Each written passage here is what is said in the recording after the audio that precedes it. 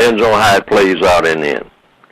Now, if the system of white supremacy remains intact, then that will prove the supposition just outlined.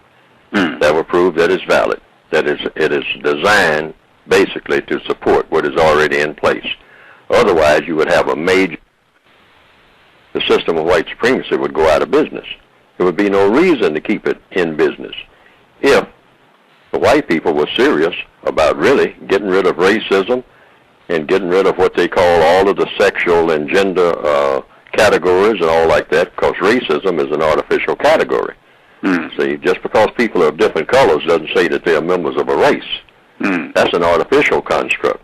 No one is supposed to be a member of a race.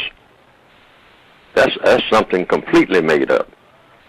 So if you can do the same thing with gender, you can do the same thing with a lot of things, but you have to wait until it reaches a certain point where you got enough evidence to prove the proposition that you made in the first place. Now, like I say, this is my concept of the way things are going, because there is still a system of racism in place.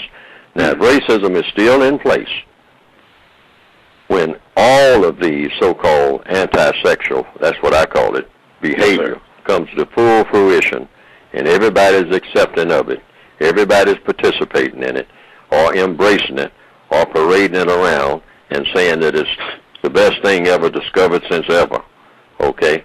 Now, and you still have a system of racism in place, then that will have proved the supposition, because ordinarily all of racism would disappear.